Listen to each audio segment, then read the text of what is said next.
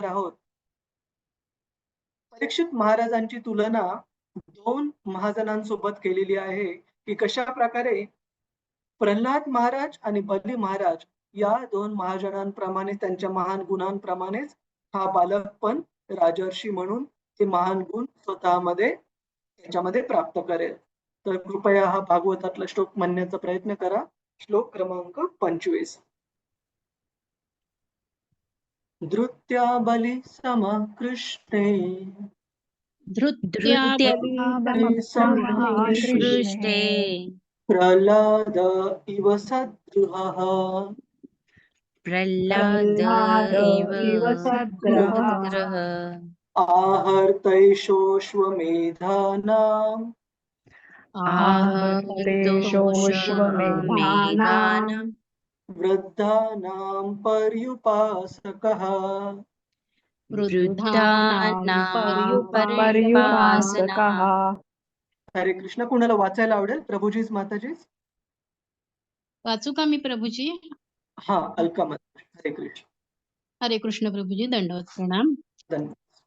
हा मुलगा बळी महाराजांप्रमाणे धैर्यशील, प्रल्हाद महाराजांप्रमाणे भगवान श्रीकृष्णाचा एकनिष्ठ भक्त व कित्येक अश्वमेध यज्ञ करणारा आणि वृद्ध आणि अनुभवी लोकांचे ऐकणारा असा होईल. तात्पर्य श्रील प्रभुपादजी द्वारा. श्रील प्रभुपादजी की जय. बळी महाराज भगवत भक्तीतील 12 महाजनांपैकी एक. बळी महाराज हे भक्ती मार्गातील श्रेष्ठ अधिकारी मानले जातात, कारण भगवंतांना प्रसन्न करून घेण्यासाठी त्यांनी सर्व गोष्टींचा त्याग केला. आपले गुरु भगवंतांना सर्वस्व दान करण्यात अडसर उत्पन्न करीत आहे असे पाहून त्यांनी आपल्या त्या तथाकथित आध्यात्मिक गुरुचाही त्याग केला. भगवंतांचे निरपेक्ष प्रेम संपादन करणे ही धार्मिक जीवनातील परिपूर्ण अवस्था आहे व ही अवस्था प्राप्त करताना कोणतीही उपकाराची भावना नको. बळी महाराजांनी कशाचीही तमा न बाळगता भगवंतास सर्वस्व अर्पण करण्याचा दृढ निश्चय केला होता. ते प्रल्हाद महाराजांचे पौत्र होते. प्रल्हाद महाराजही महाजनांपैकी एक आहेत. बळी महाराज व त्यांचे वामन अवतारातील भगवान विष्णूंशी असलेले संबंध याचे भागवताच्या 8व्या स्कंधात वर्णन केले आहे. प्रल्हाद महाराज भगवान श्रीकृष्णांचे म्हणजे विष्णूंचे एक परम भक्त. ते 5 वर्षांचे असतानाच भगवंताची अनन्य भक्ती करू लागले, म्हणून त्यांचा पिता हिरण्यकशिपू याने त्यांचा अनन्वित छळ केला. ते हिरण्यकशिपूचे ज्येष्ठ पुत्र होते. त्यांच्या मातेचे नाव कयाधू होते. प्रल्हाद महाराज भक्ती मार्गातले श्रेष्ठ अधिकारी पुरुष झाले. भगवान नृसिंहदेवांनी त्यांच्या पिताचा वध केला. प्रल्हाद महाराजांनी दाखवून दिले की आपल्या भक्ती मार्गात अडथळा आणणारा जरी आपला पिता असला तरी त्यालाही आपल्या मार्गातून दूर करावे. प्रल्हाद महाराजांना 4 पुत्र होते. त्यापैकी सर्वात वरिष्ठ विरोचन हा आधी वर्णिलेल्या बळी महाराजांचा पिता. भागवताच्या 7व्या स्कंदात प्रल्हाद महाराजांचे चरित्र वर्णन करण्यात आले आहे. श्रील प्रभुपादजी की जय. धन्यवाद. हरे कृष्ण.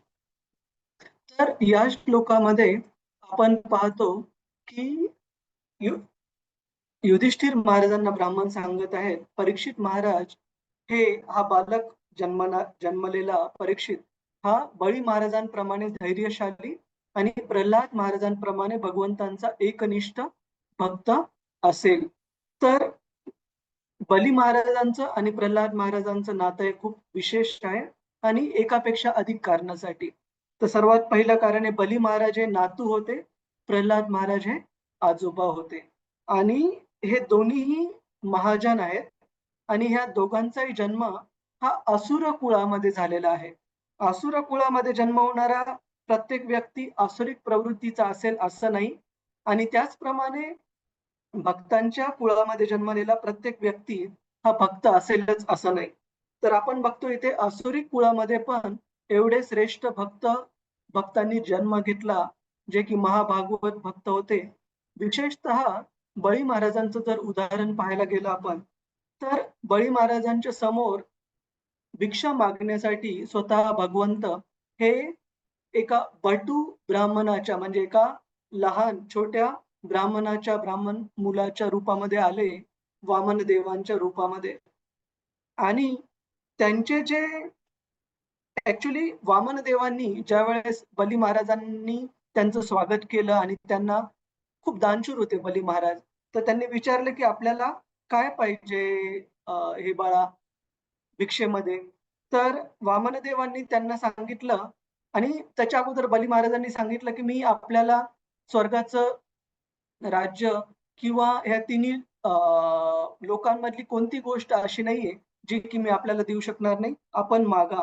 आणि त्याच्या उत्तरामध्ये वामनदेवांनी केवळ 3 त्यांचे पावलं ठेवण्याइतकी जागा मागितली. आणि त्यांच्या ह्या भिक्षेच्या मागणीवर बली महाराज, ज्यांना की कल्पना नव्हती की हा बालक असाधारण बालक आहे, सर्वसामान्य बालक नाहीये. तर त्यांनी हसले आणि म्हणाले, की "हे बालका, तू भिक्षा मागण्यासाठी जरी ह्या जगाच्या राजाकडे आलेला असला, तरी पण तू लहान बालक असल्यामुळे तुझी बुद्धीही लहान आहे, की एवढ्या मोठ्या सम्राट पलीकडे येऊन तू काय मागत आहेस, तर केवळ 3 पावलं देण्यासाठी, 3 पावलं ठेवण्यासाठीची जागा." आणि हे दर्शवतं, की ज्याप्रमाणे तुझं वय लहान आहे, आकार लहान आहे, बुद्धी पण तुझी लहान आहे. नाहीतर तू काहीतरी मोठी गोष्ट मागितली असती. आणि बली महाराज ज्यांना नंतर वामनदेव उपदेश करतात, की "हे बली, जो व्यक्ती या 3 पावलांच्या जमिनीपासून संतुष्ट नाही, त्याला या तिन्ही लोकांचं राज्य जरी प्राप्त झालं, तरी तो संतुष्ट होऊ शकणार नाही. त्यामुळे मी जी भिक्षा मागितली ती योग्य आहे आणि कृपया मला तीच भिक्षा तुम्ही प्रदान करा." तर ती भिक्षा मागितल्यानंतर आपण बघतो, की बली महाराज कशाप्रकारे वामनदेवांना त्या भिक्षेचं वचन देण्यासाठी स्वतःच्या हातामध्ये कमंडलू घेतात आणि हातामध्ये पाणी घेऊन ते वचन देणार. तेवढ्यात त्यांचे गुरु शुक्राचार्य, ज्यांची सेवा करून, ज्यांचा आशीर्वाद प्राप्त करून बली महाराजांनी बाकीच्या असुर गणांनी एवढं मोठं राज्य प्राप्त केलं होतं. इंद्राला पण हरवलं होतं. स्वर्गलोकावर पण कब्जा केला होता. स्वर्गलोकाला पण प्राप्त केलं होतं. त्या शुक्राचार्यांनी बली महाराजांना सांगितलं, की "हे बली, हा बालक दिसायला जरी साधारण बालक दिसत असेल, तरी तू कृपया या बालकांची कोणतीच मागणी पूर्ण करू नको. कारण हा बालक साक्षात विष्णू आहे." आणि ज्यावेळेस आपल्या गुरूंनी असं सांगितलं जातं शास्त्रामध्ये, की गुरुचं काम आहे आपल्या शिष्याला भगवंतांकडे जोडणं, भगवंतांच्या भक्तीमध्ये त्याला जोडणं. परंतु असे भागवत सांगतं, असे गुरु जे की भगवंतांच्या भक्तीमध्ये अडथळा आणत असतील किंवा भगवंतांना समर्पण करण्यापासून, शरण जाण्यापासून जर थांबवत असतील, तर अशा गुरूंचा पण त्याग करायला पाहिजे. तर बली महाराजांनी आपल्या गुरूंची तो उपदेश, ती आज्ञा मान्य करण्यासाठी नकार दिला. बली महाराजांनी सांगितलं, "जर साक्षात विष्णू आपल्या घरी आले असतील कोणती भिक्षा मागण्यासाठी, तर हे माझं परम सौभाग्य आहे आणि शेवटी हे जगात जे काही आपल्याला प्राप्त आहे, ते भगवंतांकडूनच दिलेली देण आहे. त्याच्यामुळे भगवंतांनी जर कोणती गोष्ट मागणी केली असेल, तर आनंदाने ती गोष्ट द्यायला पाहिजे." आणि त्यांनी पुढे जाऊन ते वचन घेतलं वामनदेवांनी मागितलेली भिक्षा पूर्ण करण्यासाठी, त्यांना देण्यासाठी. आणि त्यानंतर शुक्राचार्य आपल्या शिष्यानी आपली केलेली अवज्ञा पाहून खूप चिडतात आणि त्या रागामध्ये बली महाराजांना शाप देतात, की "हे बली, कारण तू ही आज्ञा पालन केलेली नाहीयेस. मी तुला शाप देतो, की तुझं सर्व जे ऐश्वर्य आहे, ते नष्ट होईल." आणि बली महाराज भगवंतांच्या प्रसन्नतेपुढे आपल्या गुरूंचा शाप पण स्वीकारतात. आणि आपण हे निश्चितच जाणू शकतो, की कशाप्रकारे शुक्राचार्य हे आदर्श गुरूंपैकी समजले जात नाहीत. का? कारण एका आदर्श गुरूला आनंद व्हायला पाहिजे. आपला शिष्य जर भगवंतांना शरण जात असेल, भगवंतांच्या प्रती सर्वस्व अर्पण करत असेल. पण शुक्राचार्यांना काळजी होती, जर बली महाराजांनी आपलं सर्वस्व, आपलं सर्व राज्य जर वामनदेवांना तिन्ही लोक दिले, तर आपला उदरनिर्वाह कसा होणार? कारण बली महाराज हेच शुक्राचार्यांच्या उदरनिर्वाहाचं साधन होते. तर अशा गुरुला आदर्श गुरु समजला जात नाही. परंतु बली महाराज ज्यांनी आपलं सर्वस्व ज्यावेळेस वामनदेवांना दिलं, तर वामनदेवाने आपले जे छोटंसं रूप होतं बटू बालकाचं, ते विस्तारित करायला सुरुवात केली आणि केवळ 2 पावलांमध्ये त्यांनी पूर्ण अप्पर प्लॅनेटरी सिस्टम म्हणजे पृथ्वीवरचे जे वरचे प्लॅनेटरी सिस्टम्स म्हणजे जे ग्रह आहेत, जसं की भूरलोक, भूअरलोक, स्वर्गलोक, जनलोक, महलोक, तपलोक, ब्रह्मलोक हे सर्व लोक त्यांनी एका पावलांनी पूर्ण व्यापले. आणि जे पृथ्वीचे खालचे लोक आहेत, आतल, सुतल, तलातल, वितल, पाताल, ह्या सर्व खालच्या लोकांना पण त्यांनी आपल्या दुसऱ्या पावलांनी व्यापून घेतलं. अशा प्रकारे 2 पावलांमध्ये पृथ्वीचे वरचे लोक आणि खालचे लोक दोन्ही कव्हर झाले. तर वामनदेवांनी बली महाराजांना विचारलं, की "मी आता तिसरं पाऊल कुठे ठेवू?" तर बली महाराजांनी स्वतःचं मस्तक अर्पण केलं, की "कृपया आपण तिसरं पाऊल आपलं माझ्या डोक्यावर ठेवा." आणि त्यानंतर वामनदेवांनी बली महाराजांना असं सांगितलं जातं, की ज्या प्रकारे एखाद्या प्राण्याला ज्याप्रमाणे बांधल्या जातं, त्याप्रमाणे बली महाराजांना वरून पाशाने बांधून तिथे उभं केलं गेलं भर सभेमध्ये. आणि त्याच वेळेला त्या दरबारामध्ये प्रवेश होतो प्रल्हाद महाराजांचा. आणि प्रल्हाद महाराज, जसं की आपण चर्चा केली, की बली महाराजांचे आजोबा आहेत. आणि प्रल्हाद महाराजांनी सर्वात अगोदर बली महाराजांना चास्टाईज म्हणजे थोडंसं रागा भरले, की आणि वामनदेवांचं यशोगान केलं, स्तुती केली, की "हे वामनदेव, तुम्ही खूप छान केलं, की ह्या बलीचा जो अहंकार होता, की या जगाचा राजा मी आहे आणि या जगातल्या सर्व गोष्टी या माझ्या अधिपत्याखाली आहेत, तो अहंकार आपण दूर केला." परंतु नंतर प्रल्हाद महाराजांनी बली महाराजांचं कौतुक पण केलं, की "हा अहंकार असे नका, परंतु एक गोष्ट तू चांगली केली बली, की विष्णूंना दान देण्यामध्ये कोणतीही कसर ठेवली नाहीस. आपलं सर्वस्व विष्णूंना अर्पण केलं." म्हणून आपण पाहतो, की भक्तीच्या ज्या 9 भक्तीचे जे 9 स्तर आहेत, अ, अधो श्रद्धा तथा साधुसंग तथा भजन क्रिया, अनर्थ निवृत्ती, निष्ठा, रुची, आसक्ती, भाव आणि प्रेम. हे 9 स्तर प्राप्त करण्याच्या ज्या नवविध भक्तीच्या प्रोसेस ज्या क्रिया आहेत, श्रवणम, कीर्तनम, विष्णू स्मरणम, पादसेवनम, अर्चनम, वंदनम, दास्यम, साख्यम, आत्मनिवेदनम.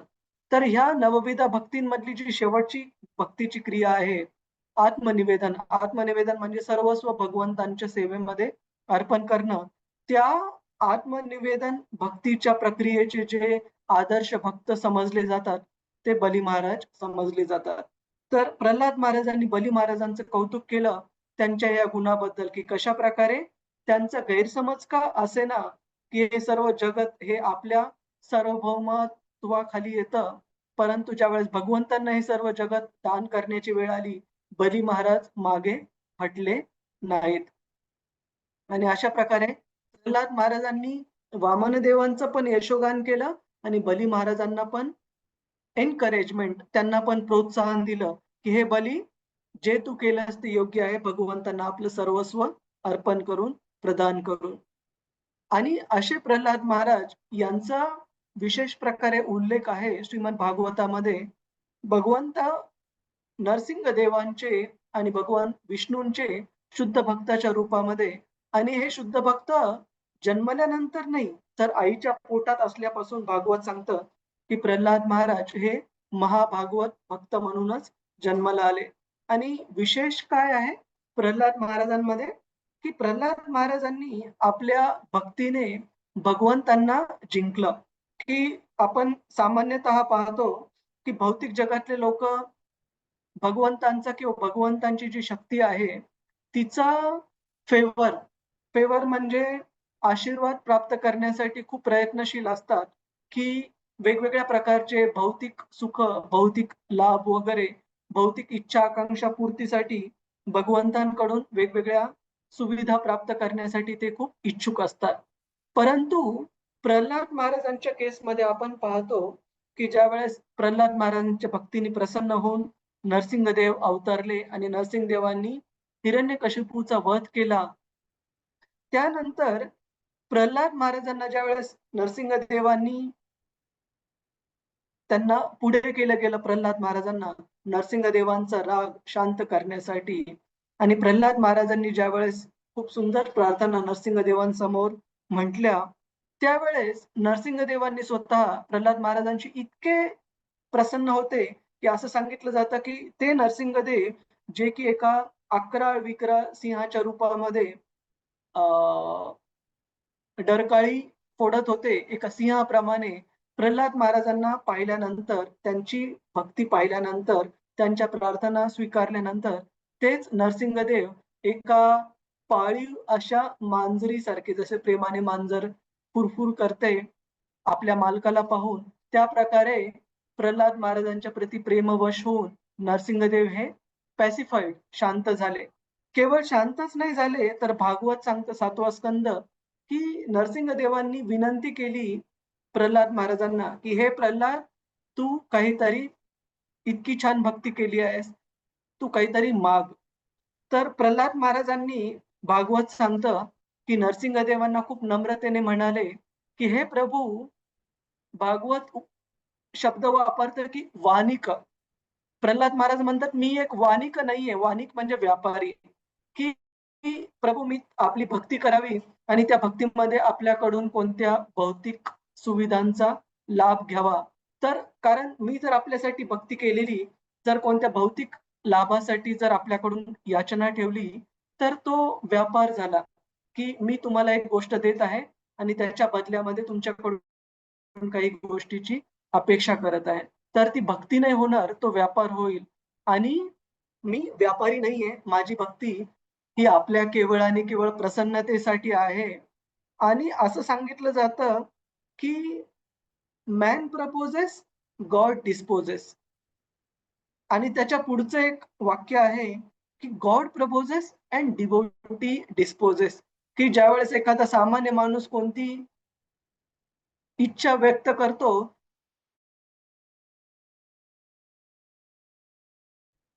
वरचढ इच्छा जी खरी-खुरी सत्यात उतरते, ती आहे भगवंतांची इच्छा. आणि पुढे सांगितलं जातं, की भगवंतांच्या इच्छेपेक्षाही वरचढ ठरते भगवंतांच्या शुद्ध भक्तांनी व्यक्त केलेली इच्छा. तर नरसिंहदेव स्वतः भगवंत प्रल्हाद महाराजांसमोर त्यांनी हार स्वीकारली, की "हे प्रल्हाद, मला माहिती आहे, की तुझ्या शुद्ध भक्तीमुळे तू कोणती गोष्ट माझ्याकडून मागणार नाही. परंतु तुझ्या आनंदासाठी नाही, तर माझ्या हृदयाच्या समाधानासाठी मी तुला सांगत आहे, की तू काहीतरी माग. मला आनंद प्राप्त होण्यासाठी, माझ्या हृदयामध्ये समाधान वाटण्यासाठी." आणि त्यावेळेस नरसिंहदेवांनी एवढं विनंती करूनही शेवटी प्रल्हाद महाराजांनी काय मागितलं? स्वतःसाठी काही मागितलं नाही. ते म्हणाले, की "हे प्रभू, जर आपली इच्छा असेलच मी काहीतरी मागावं, तर कृपया तुम्ही माझ्या वडिलांना माफी द्या. त्यांनी इतके अपराध केले आपल्याप्रती, इतकी आपली अवहेलना केली, इतके आपल्याप्रती कटू वचन, चुकीचे शब्द बोलले, आपल्याला नेहमी शत्रूच्या रूपामध्ये पाहिलं, परंतु आपण कृपया त्यांना माफ करा." आणि त्यानंतर नरसिंहदेव म्हणाले प्रल्हाद महाराजांना, की "हे प्रल्हाद, तुझ्या केवळ वडिलांचंच काय, तर तुझ्या अगोदरच्या 21 पिढ्या आणि येणाऱ्या 21 पिढ्या, हे सर्व तुझे पूर्वज आणि वंशज, हे दोन्ही 21 पिढ्या यांना भगवत धाम प्राप्त होईल, भगवत भक्ती प्राप्त होईल. त्याच्यामुळे तू तुझ्या वडिलांची काळजी करण्याचं अजिबात कारण नाहीये." तर सांगण्याचा हेतू हा, की प्रल्हाद महाराजांची भक्ती एवढी महान होती, की अशा भक्तांनी साक्षात भगवंतांना हरवलं आपल्या शुद्ध भक्तीद्वारे, की भगवंत स्वतः प्रल्हाद महाराजांना विनंती करत होते, की "प्रल्हाद, तुझ्या सोयीसाठी नाही, पण माझ्या हृदयाला आनंद प्राप्त व्हावा, म्हणून तू कृपया काहीतरी माग." आणि भगवंतांनी एवढी विनंती करून पण प्रल्हाद महाराजांनी काय मागितलं? स्वतःसाठी काही कोणती भौतिक गोष्ट मागितली नाही. आपल्या वडिलांसाठी, जे की भगवंतांचे प्रचंड मोठ्या प्रमाणात अपराध केलेले होते त्यांनी, अशा हिरण्यकशिपू असुरासाठी त्यांनी भगवत भक्ती मागितली आणि त्यांना माफी मागितली. तर अशा प्रकारच्या ह्या महान महाजनांसोबत परीक्षित महाराजांची तुलना होत आहे, की भगवत भक्तीमध्ये परीक्षित महाराज हे प्रल्हाद महाराजांप्रमाणे भगवंतांचे महान भक्त असतील आणि भगवंतांना सर्वस्व अर्पण करण्यामध्ये, दानशूरतेमध्ये बली महाराजांप्रमाणेच परीक्षित महाराज हे एक दानशूर व्यक्ती असतील. कुणाचा काही प्रश्न आहे प्रभूजीज माताजीज? हरे कृष्ण.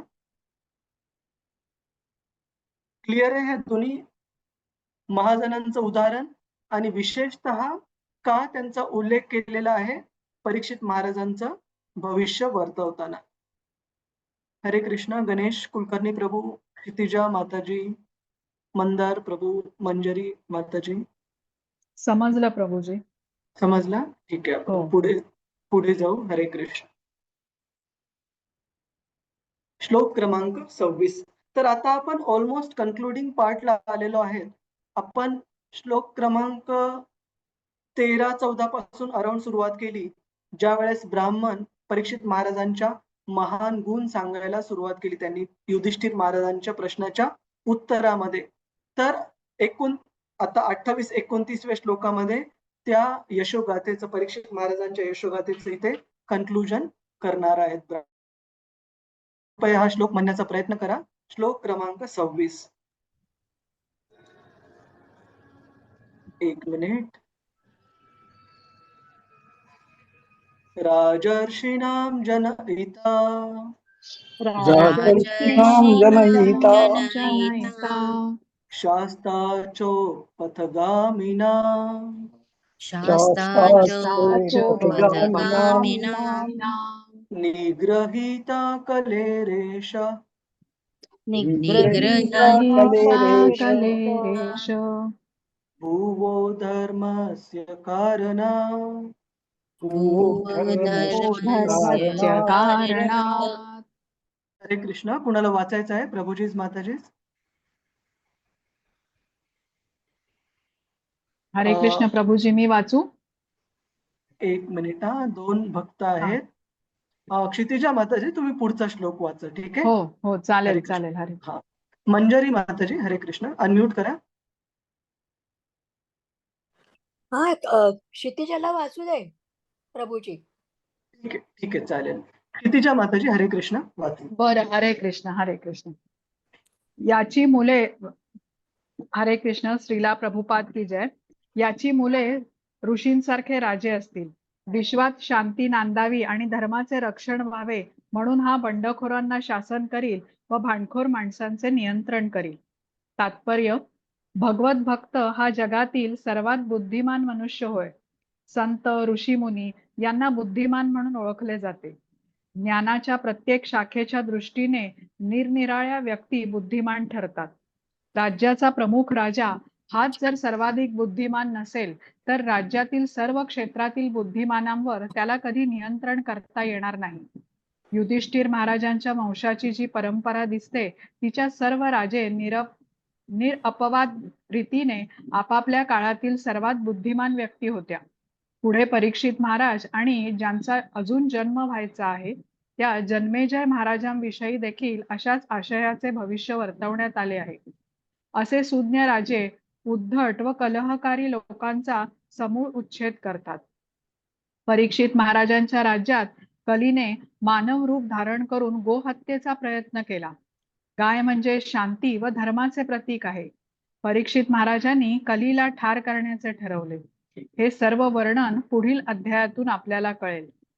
पहिलं मद्य, दुसरं स्त्री, तिसरं द्यूत आणि 4 कत्तलखाने ही कलीची दुष्चिन्हे होत. जगातील सर्व राजांनी परीक्षितांपासून धडे घ्यावेत. म्हणजे मग मद्यपी, व्यभिचारी, जुगारी आणि नियमितपणे चालणाऱ्या कत्तलखान्यांतून मांस आणून खाणारे यांचे नियंत्रण कशा प्रकारे करावे हे त्यांना कळेल. कलियुगात या कलहाच्या विविध संस्था नियमितपणे सुरळीत चालाव्यात यासाठी अनुमती दिली जाते. अशा स्थितीत राज्यात नीती आणि शांती यांची अपेक्षा कशी करणार? म्हणून राज्यकर्त्यांनी भगवंतांचे निष्ठावंत होऊन अंगी सुज्ञपणा बाणवला पाहिजे आणि वर सांगितल्याप्रमाणे अपप्रवृत्तींचा बिमोड करून सुज्ञता दर्शवली पाहिजे. आपणास जर प्रखर अग्नी हवा असेल तर आपण वाळलेले इंधन जाळले पाहिजे. ओल्या इंधनाने प्रज्वलित अग्नीची अपेक्षा नसते. परीक्षित महाराज आणि त्यांच्या अनुवर्ती व्यक्ती यांच्या तत्वाने चालूनच शांती व नीती यांची समृद्धी साधता येईल. श्रीला प्रभुपाद की जय. हरे कृष्ण प्रभूजी. हरे कृष्ण. धन्यवाद माताजी. तर आपण इथे बघतो की एक शब्द वापरलेला आहे अनुवादामध्ये, याची मुले, म्हणजे ह्या बालक ज्यावेळेस मोठा होईल आणि त्याचे ज्यावेळेस संतान प्राप्ती होईल, तर ते मुले म्हणजे परीक्षित महाराजांचा मुलगा आहे महाराज जनमेजय. तर ते पण महान राजर्षी असतील, ऋषींसारखे. राजा म्हणजे राज ऋषी. आणि ह्या राजांचं वैशिष्ट्य काय आहे की विश्वात शांती राहावी म्हणून अशा प्रकारचे राजे हे जे कलह निर्माण करणारे लोक आहेत, जसं की कली बद्दल उदाहरण दिलेलं आहे, अशा कलह निर्माण करणाऱ्या लोकांचं ते दमन करतील आणि अशा रीतीने उत्तम शासन करतील. आणि तात्पर्यामध्ये श्रील प्रभुपादजी सांगतात की भगवंतांचे भक्त हे जगातले सर्व बुद्धिमान व्यक्ती आहेत. तर याचा अर्थ काय? शास्त्रांमध्ये खूप सारे आपल्याला श्लोक याच्यावर पाहायला मिळतील की ज्याच्यामध्ये शास्त्र सांगतं की जो व्यक्ती भगवंतांच्या भक्तीमध्ये आपलं जीवन लावतो, समर्पित करतो, तो व्यक्ती हा खरा बुद्धिमान ओळखायला पाहिजे. तर खूप सारे श्लोक आहेत, आपण काही श्लोक पाहण्याचा प्रयत्न करू इथे. एक आहे 1518, आपण तो उघडू एकदा. पहिला स्कंद 5वा अध्याय, श्लोक क्रमांक 18. तर कृपया खूप महत्वाचा श्लोक आहे, आपण याचा नंबर पण नोट करून घ्या आणि कृपया म्हणण्याचा पण प्रयत्न करा. तस्यैव हेतो प्रयतेत कोविदो तस्वैव हेतो हेतो प्रयते प्रयतेत कोविदो न लभ्यते यद् भ्रमताम् उपर्यतः. न लभ्यते यद् भ्रमताम् उपर्यतः तल्लभ्यते दुःखवदन्यतः सुखम्. तल्लभ्यते दुःखवदन्यतः सुखम् कालेन सर्वत्र गभीररंहसा. कालेन सर्वत्र सर्वत्र गभीररहसा. गभीररंहसा. तर या श्लोकामध्ये नारद मुनी सांगत आहेत व्यासदेवांना, तस्यैव हेतो प्रयतेत कोविदो. कोविदो म्हणजे खरा बुद्धिमान व्यक्ती, जे की आध्यात्मिक ज्ञानाने परिपूर्ण आहेत. अशा प्रकारचे बुद्धिमान व्यक्ती कोणत्या गोष्टीसाठी प्रयत्नशील असतात?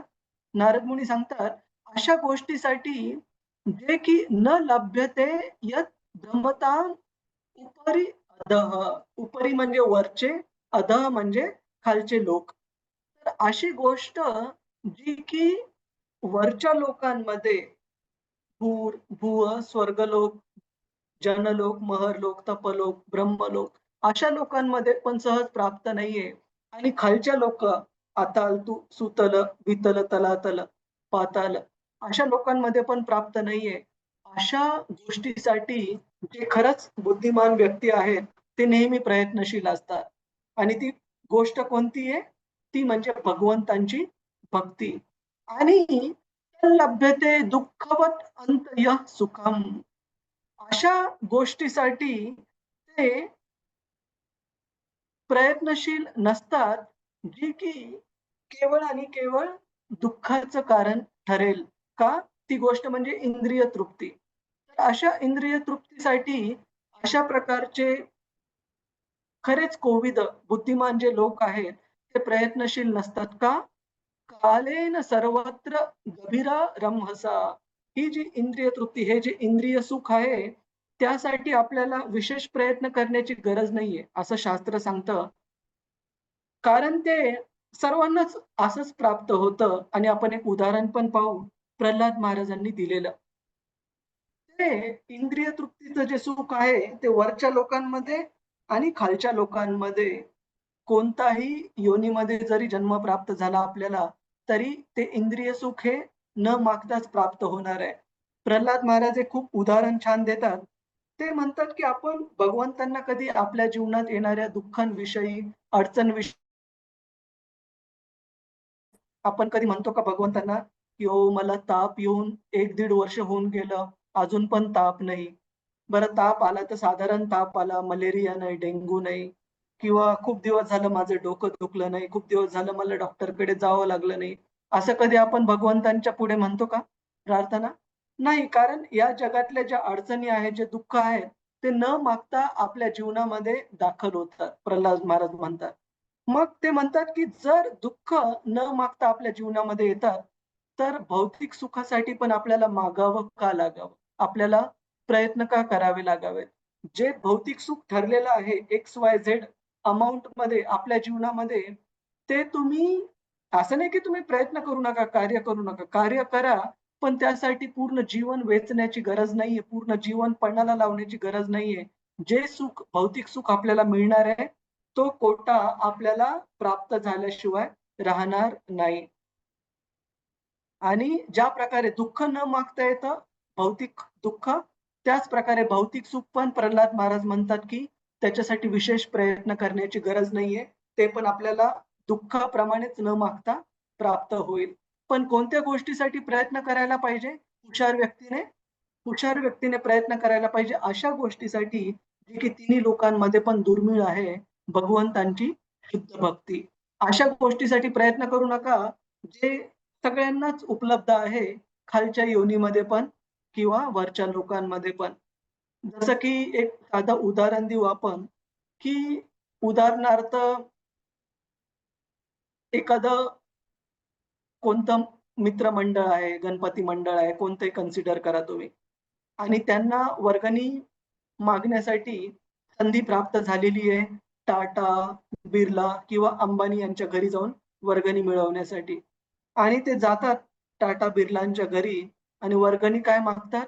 तर ₹100 किंवा ₹1000. तर वेडेपणा ठरेल तो. का? कारण ज्यांच्या घरी त्यांना बोलवण्यात आलेलं आहे वर्गणी मागण्यासाठी, ते अशी वर्गणी देऊ शकतात, की त्यांना दुसऱ्या कोणत्या ठिकाणी जाण्याची गरज नाहीये, वर्गणी मागण्यासाठी. परंतु त्यांच्याकडे जर जाऊन ₹100 मागत आहात, तर तो त्यांच्या वेळेचा अपव्यय आहे. का? कारण ₹100 तुम्हाला कोणी साधारण व्यक्ती पण देऊ शकतो वर्गणीच्या रूपामध्ये. त्या ₹100 च्या वर्गणीसाठी टाटा, बिर्ला किंवा अंबानी यांच्याकडे जाण्याची गरज नाहीये. त्याचप्रमाणे या भौतिक जगतामध्ये मनुष्य जन्म प्राप्त करून, जो की आपल्याला भगवत भक्ती मिळवून देऊ शकतो, भगवत धाम प्राप्त करून देऊ शकतो. आपण काय मागत आहोत? आपण अशी गोष्ट मागत आहोत, जे की कुत्रे, मांजरे, घोडे, गाढव, मुंगी, बाकीच्या कोणत्याही प्राणीमात्रांच्या रूपामध्ये जी गोष्ट सहज उपलब्ध आहे, तर ती गोष्ट आपण मागत आहोत. मनुष्य जन्मामध्ये, मनुष्य योनीमध्ये जन्म प्राप्त करून, तर आपल्याला निसर्ग म्हणेल, की ठीक आहे, तुला इंद्रिय तृप्तीच पाहिजे, मग इंद्रिय तृप्तीसाठी सोयीस्कर असं शरीर प्राप्त कर, जेणेकरून ती इंद्रिय तृप्ती करण्यासाठी सोपं जावं. कुणाला मांसाहार करायचा आहे, तर मनुष्याचं शरीर असं बनलंय, की आपले दातं हे मांस भक्षण करण्यासाठी तेवढेसे सोयीस्कर नाहीयेत. आपले जे आतडे आहेत, इंटेस्टाइन्स ते तेवढे लांब आणि तशा प्रकारचे बनलेले नाहीयेत. तशा प्रकारचं अन्न व्यवस्थित प्रकारे पचन करण्यासाठी. मग इंद्रिय तृप्तीच करायची ना ती, अशा प्रकारचं शरीर मी तुला देतो, की ज्यामुळे ती इंद्रिय तृप्ती करण्यामध्ये सोयीस्कर राहील. तर म्हणून भौतिक जी प्रकृती आहे भगवंतांची, ती अशा प्रकारच्या इंद्रिय तृप्तीसाठी खालच्या योनीमध्ये मनुष्यांना जन्म देऊ शकते पुढच्या जन्मामध्ये. परंतु आत्ता जे मनुष्य जन्म प्राप्त झालाय, त्या जन्मामध्ये जी विशेषता आहे, की मला का दुःख भोगावे लागत आहेत? याच्यातून जन्म-मृत्यूच्या दुःख चक्रातून बाहेर येण्यासाठी मला काय करावे लागेल? ही गोष्ट कुत्रे, मांजरे आणि बाकीचे प्राणी हे विचारू शकत नाहीत. जसं एक उदाहरण दिलं जातं, की एखाद्या मनुष्याला ताप आलेला असेल आणि त्या व्यक्तीला तुम्ही कोणतं तळलेले पदार्थ वगैरे जर दिले, तर तो हुशार व्यक्ती असेल तर तो सांगेल, की "धन्यवाद तुम्ही दिल्याबद्दल. पण मी आता हे तळलेले पदार्थ खाऊ शकत नाही, कारण माझी तब्येत ठीक नाहीये आणि हे जर पदार्थ मी ग्रहण केले, तर तो ताप अजून वाढू शकतो." परंतु तेच तळलेले पदार्थ अशा एका कुत्र्याला किंवा दुसऱ्या प्राण्याला द्या, ज्याला की तब्येत ठीक नाहीये, ज्याला की ताप आलेला आहे. तो कुत्रा स्वतःला थांबवू शकणार नाही ते चविष्ट तळलेले पदार्थ खाण्यावाचून. का? कारण त्याला तेवढी बुद्धी नाहीये, की आता जर मी हे इंद्रिय भोग केला, तर माझा प्राण पण जाऊ शकतो. तब्येत अजून खराब होऊ शकते.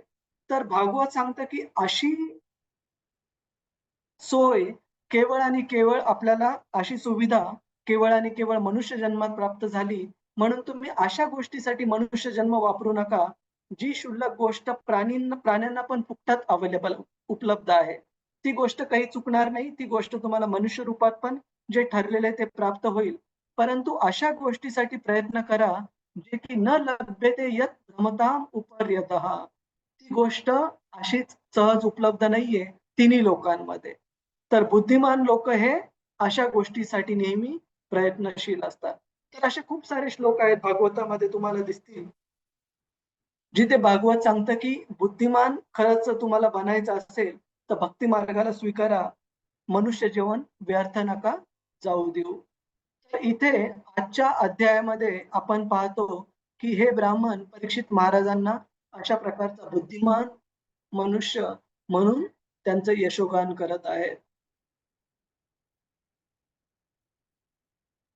आणि पुढे भागवत सांगते की कशा प्रकारे कलिपुरुषाचं दमन केलं परीक्षित महाराजांनी, आणि त्या कलिपुरुषाने ज्यावेळेस महाराज परीक्षितांचा आश्रय घेतला, त्यावेळेस त्यांना अशा ठिकाणी राहण्याची परवानगी दिली जिथं हे 4 धर्माचे नियम यांचं पालन होणार नाही.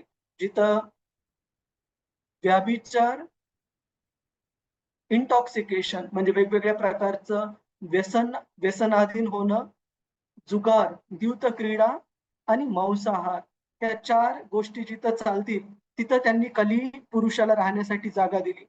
आणि कली पुरुषाने पाहिलं की या 4 गोष्टी परीक्षित महाराजांच्या धर्माच्या राज्यामध्ये कुठेच होत नाहीयेत. मग त्यांनी पुन्हा सांगितलं की मला तर या 4 गोष्टी कुठेच होताना दिसत नाहीयेत, मग मी राहू कुठे? तर त्यावेळेस परीक्षित महाराजांनी 5वी जागा दिली, ज्या ठिकाणी सोन्याचा संचय केलेला आहे.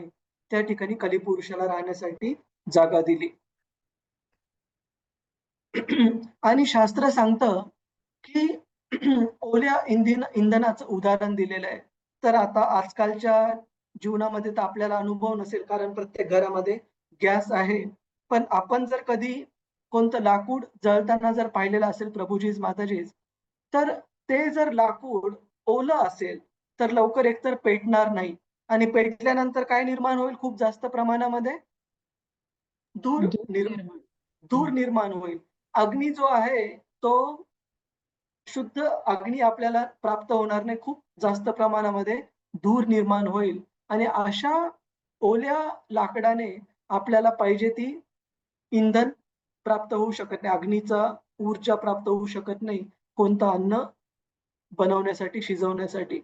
परंतु तेच लाकूड जर आपण व्यवस्थित प्रकारे कोरडं होऊ दिलं, सूर्यप्रकाशामध्ये काही दिवस त्याला व्यवस्थित ठेवून, ज्याच्याने त्याच्यातला ओलावा सगळा दूर होईल, आणि अशा सुकलेल्या लाकडाला आपण इंधनाच्या रूपामध्ये खूप छान प्रकारे वापरू शकतो.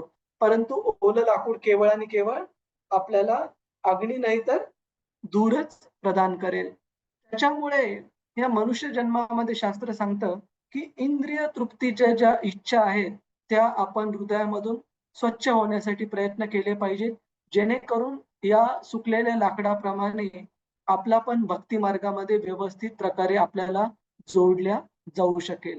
नाहीतर भक्ती मार्गात असू आणि भौतिक इच्छा आकांक्षा जर दूर नाही केल्या तर आपल्याला ह्या जगामध्येच अडकून राहावं लागेल. कुणाचा काही प्रश्न आहे प्रभूजी माताजी या श्लोकाबद्दल? हरे कृष्ण. ठीक आहे, आपण अजून एक श्लोक पाहू, श्लोक क्रमांक 27. कृपया आपण सर्वांनी म्हणण्याचा प्रयत्न करा. तक्षकादात्मनो मृत्युं तक्षकादात्मनो मृत्युं द्विजपुत्रोपसर्जिता द्विजपुत्रोपसर्जिता प्रपश्यत उपश्रुत्य प्रपश्यत्य उपश्रुत्य मुक्तसङ्गः पदं हरेः. मुक्तसङ्गं पदं हरे. मंजरी माताजी, तुम्हाला वाचायचं आहे? हो, वाचते. प्रणाम प्रभूजी. हरे कृष्ण. धन्यवाद. हरे कृष्ण. सम्राट एक ब्राह्मण पुत्र तक्षक सर्पाला आपणाकडे पाठवून देईल आणि त्याच्या दंशाने आपणास मृत्यू येईल असे ऐकून हा मुलगा माईक जगताची आसक्ती सोडून देईल आणि भगवंतांना पूर्णपणे शरण जाऊन त्यांच्या चरणांचा आश्रय घेईल. तात्पर्य: भौतिक आसक्ती आणि भगवंतांच्या चरण कमळांचा आश्रय या गोष्टी कधी एकत्र असू शकत नाहीत. भौतिक आसक्ती असणे याचा अर्थच भगवंतांच्या आश्रयाने प्राप्त होणाऱ्या सुखाचे अज्ञान असणे होय. या भौतिक जगात राहत असतानाच भगवत भक्ती करणे हाच भगवंता समवेतचे आपले दिव्य नाते अभ्यासण्याचा मार्ग आहे. जेव्हा त्यात परिपक्वता येते तेव्हा मनुष्य भौतिक आसक्तीतून सर्वथा मुक्त होऊन भगवंतांकडे स्वधामात जाण्यास पात्र होतो. मातेच्या उदरात असल्यापासूनच परीक्षित महाराज भगवंतावर आसक्त होते. तेव्हापासूनच ते भगवंतांच्या आश्रयाखाली होते. ब्राह्मण पुत्राने शाप दिल्यापासून 7 दिवसांच्या आत आपला मृत्यू होणार या पूर्वसूचनेने त्यांना एक प्रकारे वर मिळाल्यासारखेच झाले, कारण त्यांना भगवत धामात परत जाण्यासाठी स्वतःची सिद्धता करता आली. सदैव भगवंतांच्या संरक्षणाखाली असलेल्या त्यांना भगवंतांच्या कृपेने त्या शापाचे परिणाम टाळता आले असते, परंतु अशा निरर्थक कारणाकरता त्यांनी भगवत कृपेचा लाभ घेतला नाही. त्यांनी आलेल्या संकटाला सुसंधी म्हणूनच स्वीकारले आणि त्या संधीचा अधिकाधिक लाभ उठवला. त्यांनी अधिकारी पुरुषांकडून अखंडपणे 7 दिवस भागवताचे श्रवण केले आणि भगवत चरणांशी आश्रय घेतला. हरे कृष्ण.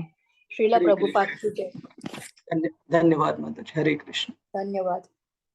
तर आपण इथे बघतो की ब्राह्मण परीक्षित महाराजांच्या पुढे जीवनामध्ये येणाऱ्या एका गोष्टीचं भविष्य युधिष्ठिर महाराजांना सांगत आहेत की कशा प्रकारे हा बालक मोठा झाल्यानंतर त्याच्या राज्यकाळामध्ये त्याला एक शाप प्राप्त होईल की एका ब्राह्मण पुत्राकडून शमिक ऋषींचा पुत्र शृंगी याच्याकडून शाप प्राप्त होईल की कशा प्रकारे एका सर्प पक्षाद्वारे तक्षक पक्षाद्वारे त्या सर्पाच्या दंशाने 7 दिवसात मृत्यू प्राप्त होण्याचा शाप मिळेल.